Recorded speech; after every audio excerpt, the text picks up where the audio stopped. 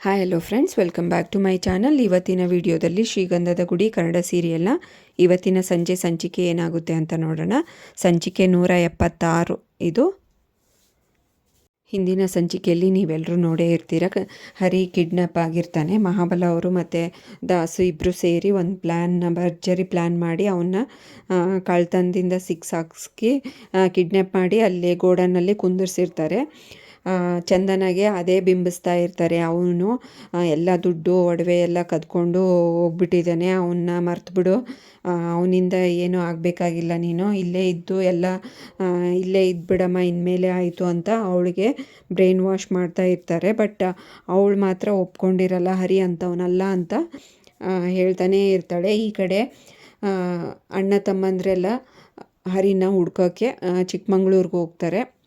ಇವರಪ್ಪ ನಾನು ಬರ್ತೀನಿರೋ, ನನ್ನನ್ನು ಬಿಟ್ಟು ಹೋಗಬೇಡಿ ಅಂತ ಗೋಗರಿತಾರೆ. ಅದಕ್ಕೆ ಡೈರೆಕ್ಟಾಗಿ ಅವ್ರ ಮನೆಗೆ ಹೆಂಗಣ್ಣ ಹೋಗೋದು ಅಂತ ಮಾತಾಡ್ತಾ ಇರ್ತಾರೆ ಇವರೆಲ್ಲ.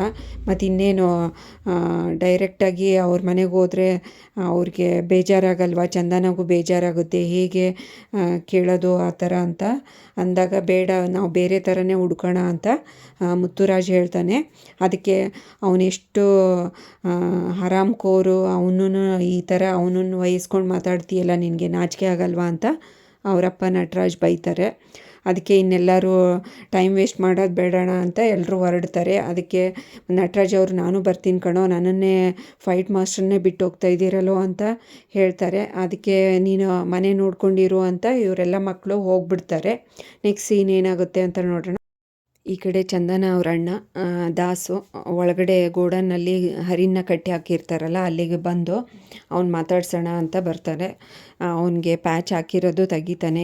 ಯಾರೋ ನೀನು, ನೀವೆಲ್ಲ ಒಂದೇ ಗ್ಯಾಂಗ, ನನ್ನನ್ನು ಬಿಟ್ಬಿಡಿ, ನನ್ನಿಂದ ಏನೂ ಸಿಗೋದಿಲ್ಲ ನಿಮಗೆ, ಆ ದುಡ್ಡು ಒಡವೆ ಎಲ್ಲ ವಾಪಸ್ ಕೊಟ್ಬಿಡಿ, ನಾನು ಅವ್ರಿಗೆ ನನ್ನ ಲೈಫ್ ಪ್ರಶ್ನೆ ಇದು, ನಾನು ಅವ್ರಿಗೆ ದುಡ್ಡು ತಲುಪಿಸ್ತೀನಿ ಅಂತ ಮಾತು ಕೊಟ್ಟಿದ್ದೀನಿ, ನನ್ನ ಜೀವನ ಹಾಳು ಮಾಡಬೇಡಿ, ಪ್ಲೀಸ್ ಕೊಟ್ಬಿಡಿ ಅಂತ ಗೋಗರಿತಾನೆ. ಹೌದಾ ಅಂತ ಹೇಳಿ ಇವನು ಮಾತಾಡೋದಿಲ್ಲ, ವಾಯ್ಸ್ ಗೊತ್ತಾಗ್ಬಿಡುತ್ತೆ ಅಂತಂದು ಮಾಸ್ಕ್ ಹಾಕ್ಕೊಂಡು ಒಂದು ಬಡಿಗೆ ತೊಗೊಂಡು ಚೆನ್ನಾಗಿ ಹೊಡಿತಾನೆ. ಯಾಕ್ರೋ ಈಗ ಹೊಡಿತಾ ಇದ್ದೀರಾ, ನನ್ನ ಕೈ ಕಾಲು ಕಟ್ಬಿಟ್ಟು ಈಗ ಹೇಡಿ ಥರ ಹೊಡಿತಾ ಇದ್ದೀರಲ್ಲ, ಕಟ್ಬಿಚ್ಚ್ರಿ ನೋಡೋಣ, ಆವಾಗ ಯಾರು ಗೆಲ್ತಾರೆ ನೋಡೇ ಬಿಡೋಣ, ನೀವೇನು ಗಂಡಸ್ರೇನೋ ಅಂತ ಹರಿ ಚೆನ್ನಾಗಿ ಆವಾಜ್ ಆಗ್ತಾನೆ. ಅದಕ್ಕೆ ದಾಸು ಇನ್ನೂ ಜೋರಾಗಿ ಹೊಡಿತಾನೆ. ಅಲ್ಲಿ ಇರೋರೆಲ್ಲ ಬೇಡಣ, ಮತ್ತೆ ಒಂದು ದೊಡ್ಡ ಕೇಸ್ ಆಗಿಬಿಡುತ್ತೆ, ಸಾಕು ನಿಲ್ಲಿಸ್ಬಿಡಿ, ನಾವೆಲ್ಲ ನೋಡ್ಕೋತೀವಿ, ನೀವು ಹೋಗಿ ಅಂತ ಹೇಳ್ತಾರೆ. ಈ ಕಡೆ ಇವರು ಅಣ್ಣ ತಮ್ಮಂದ್ರೆಲ್ಲ 2 ಬೈಕ್ ತೊಗೊಂಡು ಚಿಕ್ಕಮಂಗ್ಳೂರು ಕಡೆ ಪ್ರಯಾಣ ಬೆಳೆಸ್ತಾ ಇದ್ದಾರೆ ನೋಡಿ. ಇಲ್ಲಿ ವೈಭವಿದು ಒಂದೇ ಒಂದು ರಗಳೆ, ಆವಾಗಿಂದ ಕಾಲ್ ಮಾಡ್ತಾನೇ ಇರ್ತಾಳೆ. ಇವನು ನೋಡಿದರೆ ಪಿಕ್ ಮಾಡ್ತಾನೇ ಇರೋದಿಲ್ಲ. ಇವನು ಮೊದಲೇ ಟೆನ್ಸ್ ಆಗಿಬಿಟ್ಟಿರ್ತಾನೆ. ವೈಭವಿಗೆ ಉಲ್ಟಾ ಬೈತಾ ಇರ್ತಾನೆ, ಯಾವಳಪ್ಪ ಇವಳು ಆವಾಗಿಂದ ಕಾಲ್ ಮಾಡ್ತಾ ಇದ್ದಾಳೆ ಅಂತ ಕಾಲ್ ಕಟ್ ಮಾಡ್ತಾನೇ ಇರ್ತಾನೆ. ಆ ಕಡೆ ಅವಳು ಸುಮ್ಮನೆ ಇರೋದಿಲ್ಲ, ಹಂಗೆ ಕಾಲ್ ಪದೇ ಪದೇ ಮಾಡ್ತಾ ಇರ್ತಾಳೆ. ನನ್ನ ಕಾಲ ಕಟ್ ಮಾಡ್ತೀಯ, ನೋಡ್ತಾ ಇರು ಅಂತ. 1 ಗಂಟೆ ಆದರೂ ಮಲಗಿರಲ್ಲ, ಬೈತಾನೆ ಕಾಲ್ ಎತ್ತಿ.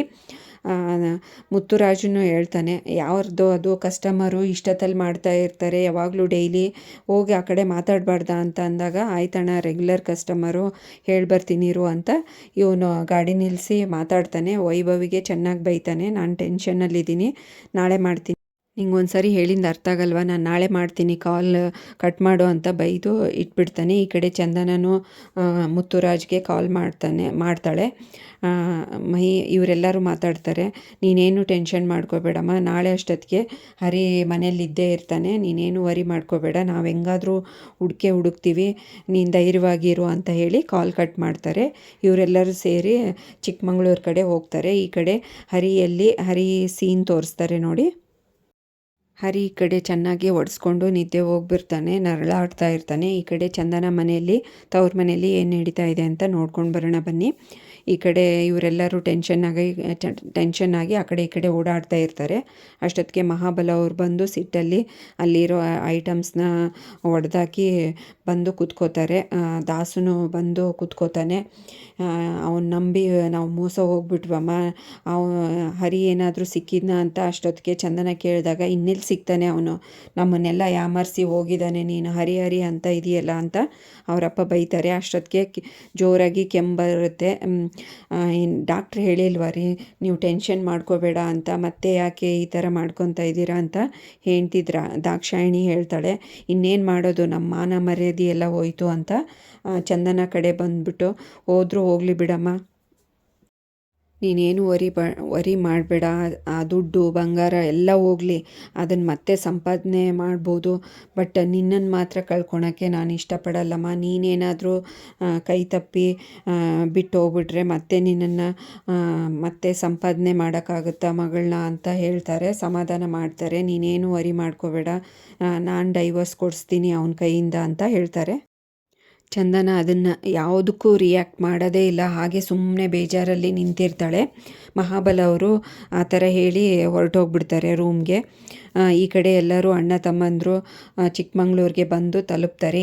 ಇನ್ನು ಎಲ್ಲಿ ಹುಡ್ಕೋದು, ಅವ್ರ ಮನೆಗೆ ಹೋಗೋಕ್ಕಾಗಲ್ಲ, ಬೇಡ ಜೋರು ಮಾಡಿ ಕೇಳಿದರೆ ಹೇಳೇ ಹೇಳ್ತಾರೆ ಅಂತ ಅಂದಾಗ, ಬೇಡ ಬೇಡ ನಾವು ಆ ಥರ ಹುಡ್ಕೋದು ಬೇಡ ಅಂತ ಮುತ್ತುರಾಜ್ ಒಂದು ಐಡಿಯಾ ಕೊಡ್ತಾನೆ.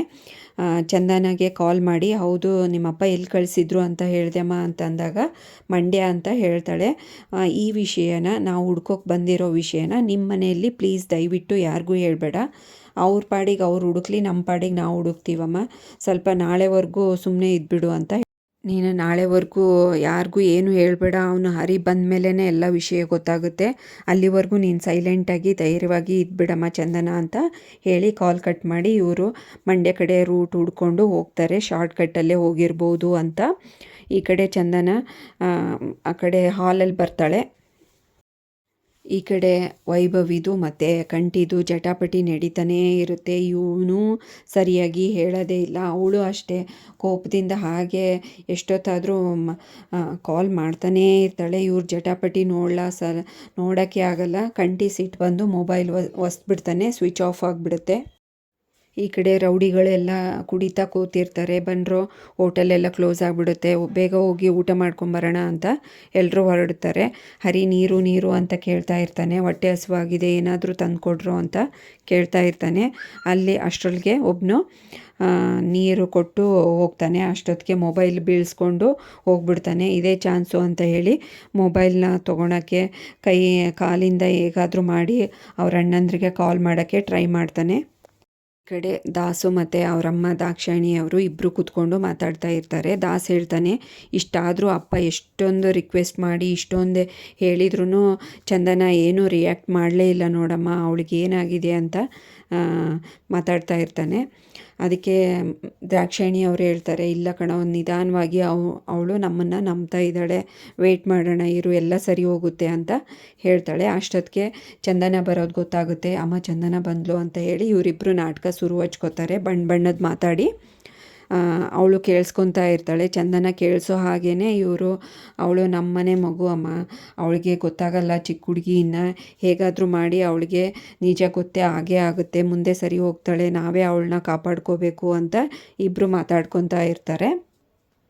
ಚಂದನ ಇದನ್ನೆಲ್ಲ ಕೇಳಿಸ್ಕೊಂಡು ಹೇಗೋ ಒಂದು ಪ್ಲ್ಯಾನ್ ಮಾಡಿಕೊಂಡು ಬಂದು ಇವ್ರ ಹತ್ರ ನೋಡೇ ಬಿಡೋಣ, ಇದು ಒಂದು ಟ್ರೈ ಮಾಡೋಣ ಅಂತ ಬಂದು ಈ ಕಡೆ ಬಂದು ಹೇಳ್ತಾಳೆ, ಆಯ್ತಮ್ಮ ನಾಳೆ 7 ಗಂಟೆವರೆಗೂ ಅವನೇನಾದರೂ ಬರಲಿಲ್ಲ ಅಂದರೆ ನಾನು ನೀವು ಹೇಳಿದ್ದು ನಂಬ್ತೀನಿ. ಆಮೇಲೆ ಈ ನಂಬ್ತೀನಿ ಅಂದರೆ ಏನು ಚಂದನ ಅಂತ ಅಂದಾಗ, ಆಯ್ತಮ್ಮ ನಾಳೆ 7 ಗಂಟೆ ಮೇಲೆ ನಂದು ಜೀವನ ಏನು ಅಂತ ಡಿಸೈಡ್ ಆಗುತ್ತೆ ಅಂತ ಹೇಳಿ ಹೊರಟೋಗ್ತಾಳೆ. ಇವರಿಬ್ರಿಗಂತೂ ಖುಷಿ ಆಗ್ಬಿಡುತ್ತೆ. ಇವರಿಬ್ಬರಿಗೂ ಅಂತೂ ಫುಲ್ ಖುಷಿಯಾಗಿ ಇನ್ನೇನು ಕುಣಿದಾಡೋದೊಂದೇ ಬಾಕಿ ಇರುತ್ತೆ.